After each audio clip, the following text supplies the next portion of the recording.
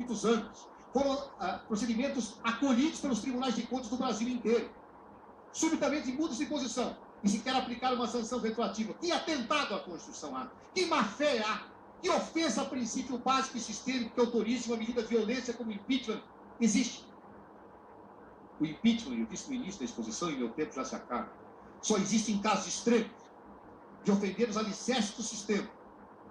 Neste caso, estas práticas foram aceitas no Brasil por décadas.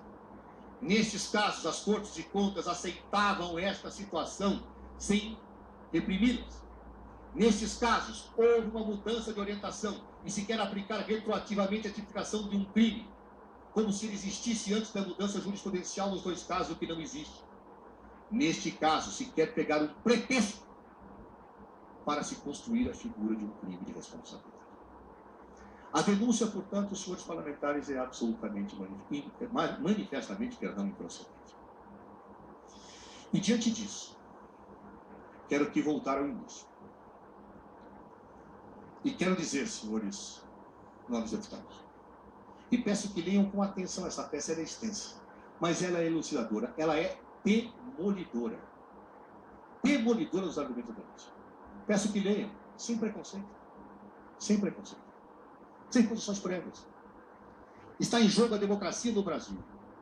Está em jogo o Estado de Direito. Está em jogo o respeito democrático de uma presidente legitimamente eleita. Quem dela não gosta, terá um momento nas urnas de manifestar sua opinião.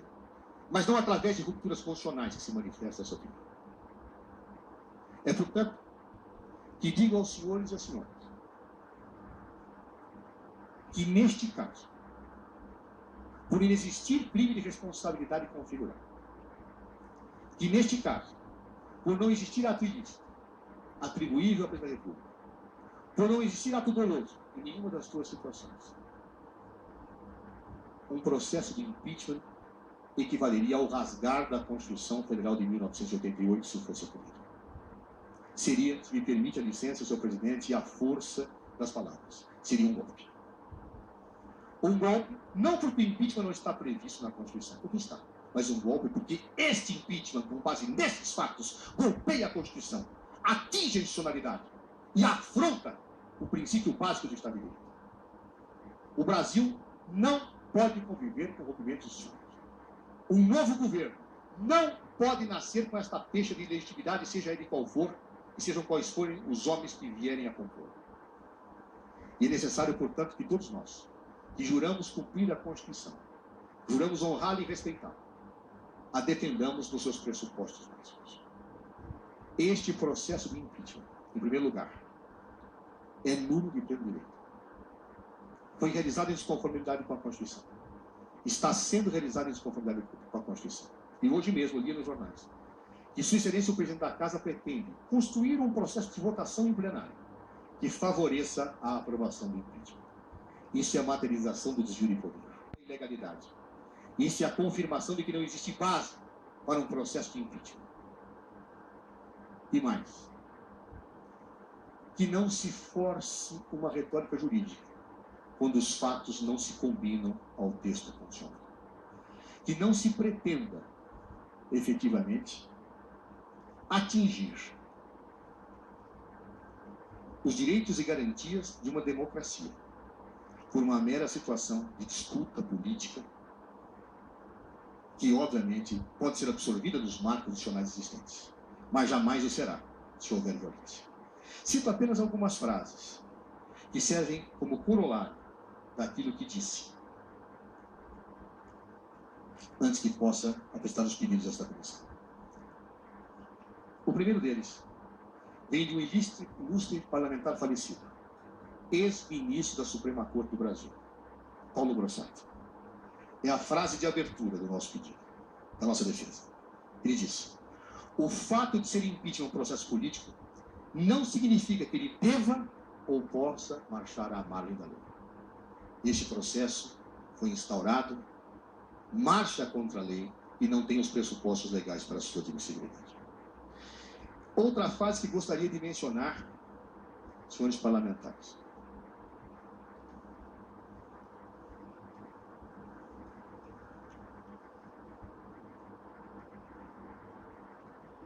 outra frase que eu gostaria de mencionar, senhores parlamentares, se assim me é permitido.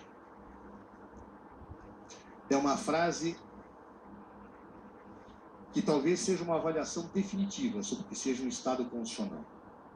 Vem de Thomas Paine e serve para qualquer tentativa de construir um novo governo a despeito da Constituição que nos rege. Dizia Thomas Paine: um governo sem Constituição é um poder sem direito. Caso um novo governo nasça de um processo de impeachment, com golpe à Constituição Federal de 1988, ele não terá direito. Pode ter poder enquanto ele durar, mas não terá direito. Não terá estabilidade, não terá condições democráticas de reunir as energias necessárias para que o país possa, em conjunto, sair da crise.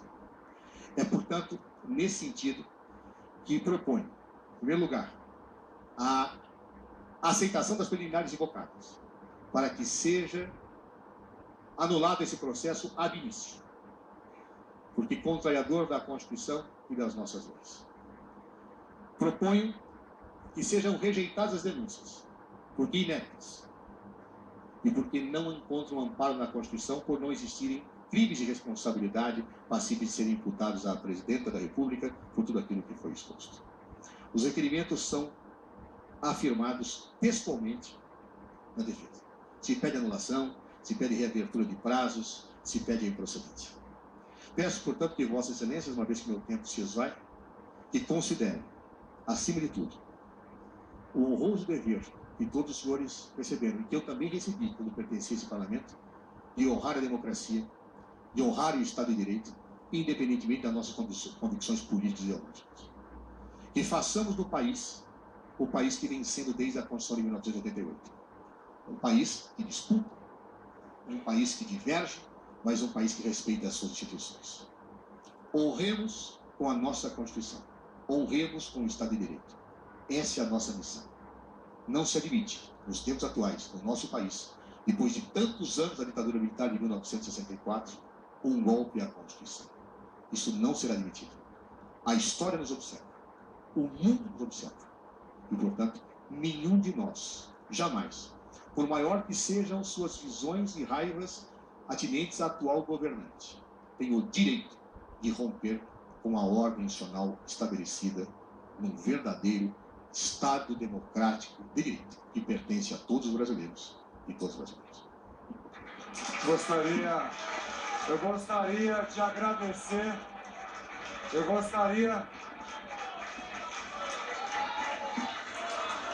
gostaria de agradecer a exposição. Ministro, eu gostaria de aproveitar que Vossa Excelência já está indo, a agradecer a sua presença, a sua disponibilidade e dizer uma coisa para Vossa Excelência. Primeiro, Vossa Excelência foi muito bem recebido por essa comissão. Segundo, um dos primeiros atos que essa mesa fez, senhor ministro, foi distribuir para cada um dos membros titulares e suplentes um exemplar da Constituição. Terceiro, fomos pessoalmente, toda a mesa e o relator ao Supremo Tribunal Federal. Apenas para dizer uma coisa, o artigo 2º da Constituição, a harmonia e independência entre os poderes, ele é absolutamente fundamental para a democracia. Dizer que esta presidência, e falo em nome de toda a comissão, essa presidência tem utilizado como fonte absoluta de todas as decisões a Constituição Federal. E depois, sempre à luz do direito, a 1079, o rito de 92, lembrando, ministro, que em 92, durante este exato momento, na 10ª sessão, deputado Molon, na 10ª sessão, para apresentação, se for o caso, se o denunciado assim quiser, não houve nenhuma reunião. Esta é a 8ª reunião. Porque uma denúncia de mais de 5.000 páginas e documentos, se ela não tiver oportunidade, se essa comissão não tiver oportunidade de esclarecimento da denúncia, aí sim a gente poderá estar cometendo um equívoco e um grave erro. A essa comissão, senhor ministro, e agradecendo e finalizando, nos compete admitir ou não, dar admissibilidade ou não. Não sabemos quando e como será o relatório do deputado Gilvair Arnes. Mas lá no Senado Federal, em caso de admissão pelo plenário, aí sim, se fará dilação de prova, se fará oitiva, se fará testemunha, aí sim é o local onde será feito o julgamento. Porquanto, todas as decisões foram pautadas na decisão do Supremo Tribunal Federal.